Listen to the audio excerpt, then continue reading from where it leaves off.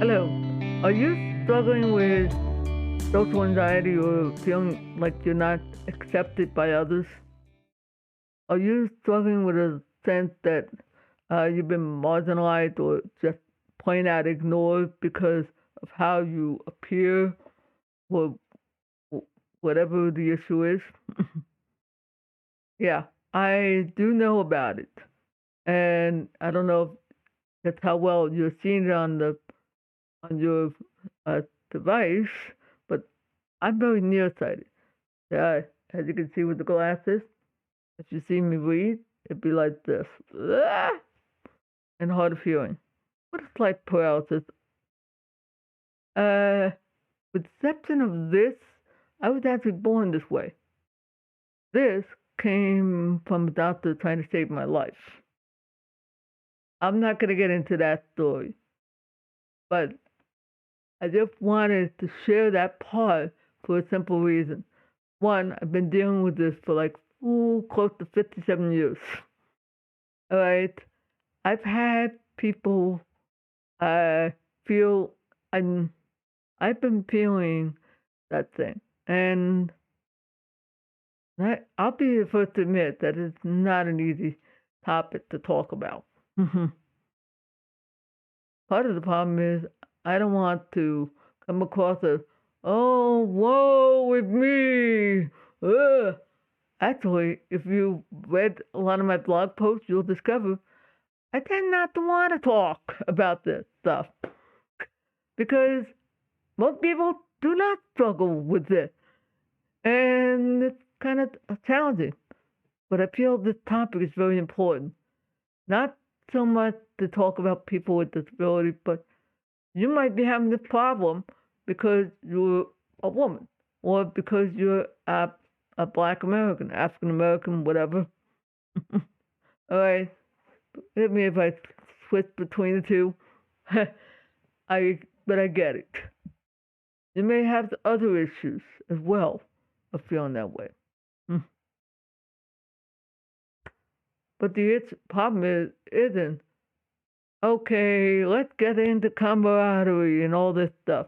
But what to do about it? Hmm. I've been feeling this way, just so you know, it really is true. I have been given some false messages about how people perceive me. I think my father was afraid that people wouldn't give me a chance. They would think I was who knows what. We never really talked, but he did see it a tough time. Me, somehow, I had the impression that people thought I was really stupid, mentally impaired. Uh, I, yeah, I'm not exactly fond of the current vernacular, but mentally challenged does sound about right. I'll give him credit for that. And of course, they're usually shocked to find out that I'm not. And I've had that. That was always my underlying fear. And it was why I was like, oh, I gotta prove, I gotta show I am not a freaking. I don't want the YouTube algorithm freaking out because it is actually trying to lend the airwave of inappropriate words. Well, but I think the programmers would agree that, yeah, I'm not totally off base. But I am really having fun with this. But I'm not creating this so you can feel sorry for me. No. I'm trying to create something relatable. So if you do read the blog post, and I encourage you to read it, you're not walking away thinking, oh, this is some white guy what, you know, this white guy knows a heck of a lot more than you think. So not so fast, dude. I can talk. I know about being excluded from softball games by your fellow classmates because they were actually worried. I don't know if because I royally suck at playing softball or they just didn't want me to get hurt. Who knows? We never talked. I know about that. I know about people who look at me and say, "Oh, him do graphic art? What are you not?" Really? Take a look at my thumbnail, dude. Okay, I'm not going to be as skilled as somebody who has great eyesight, but I do. I'm used to people underestimating and all that. And it does happen. Okay, let's face it. It's real. And that's the one thing I wanted you to come clear on. So you know that, okay, I'm not going to sit here and pretend it's not. That, oh, that, but bull crap. I've been on the receiving end of job discrimination. I've been on the receiving end of all kinds of crap. So I know that people do have biases. And it's not just towards people who are physically challenged, but also to all kinds of other areas. But this is not, let's go beat up on the healthy one. No, no, no, no, no, no. No. This is about how to overcome the, the feeling of being ignored and marginalized. All right? This is, and I use that word deliberately because it kind of describes a lot of what I had to deal with and what I had to overcome way better than the more English, easier sounding words. So let's take care of the part that we can do. And believe it or not, there is something we can do. First, I actually did a survey of my old classmates. Not one person thought I was mentally challenged. They also thought I was a nerd who just had to prove that he was smart. Don't need to prove anything. I just never communicated, so they didn't have the opportunity. And that is true. And I was in a public school, and in a small, relatively small community, mixed group. All right. Sometimes when we feel like we're being excluded, we sometimes have a need to, I gotta prove just to, no. The only thing you really gotta do is just, uh, just do the best you can. You don't have to prove anything to anybody but yourself, maybe. And one of the problems of trying to prove, too hard to prove is, and I've done it too, well, I got to prove I can do this graphic design I was working on, and I end up screwing it up because I was working too hard to prove. Yes, people had assumptions because of my eyesight. Of course. And that's normal. But, and that's going to lead to the second part, tip, an idea. I can't, I don't know if you noticed, but I can't control you, and you can't control me. The only person I can control is me. How I choose to respond, how I choose to talk, how I choose to approach even this topic, which can be a little tricky. That's the only thing I can control. I'm trusting, and I'll put my trust in the Lord and hope that people would be willing to watch this video. But the worst thing I can do is to project onto everyone else and say, oh no, stop. I can tell you, that kind of negative projecting of thought doesn't help. And it's also really unfair. It may be the problem. Who knows? Perhaps the person was thinking, I'd like to learn more, but I don't have time. I don't know. And I'm going to trust that if you're listening this far, you'll come back if you decide to pause. And I would love to know if this is actually of help to you. So please put something in the comment. That was the other problem I had to deal with. Is the lack of confidence in my writing. Yeah, it did need improvement, and yes, I did need to care. All that, but guess what? When you have this fear or anxiety, that it really does eat away at your ability to do things. Yeah, and I was really suffering from a lot of it. The fear of a lack of acceptance, when in reality, I was. The other day, I watched a video.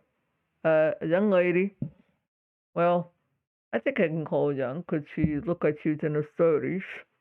Okay, mind you, I'm 57. She pointed out that one thing to remember about society, most people, especially in the business job setting, they're more they're more impressed by your results than you will be with any status. So don't freak out because, oh, I'm not being accepted because I didn't go to some Ivy League college or something. Just do your best at work and doing, and your result will speak for itself. Hmm. Gee, there's a proverb from Scripture that I recall. See a man skilled at his work, he will not go unnoticed. He will serve before kings. People will notice. hmm And let no one boast, but will exalt himself. But rather let the Lord exalt the humble. Let let, let the Father, Father, I'm driving myself crazy. I ask that you help me deal with this. I will leave that business approve whatever in your hands rather than try to do things myself. But it doesn't. And yes, sometimes you do need to speak up. But believe me, I've had to deal with advocacy in the past, and the one thing they tell you is don't go in like a rules lawyer.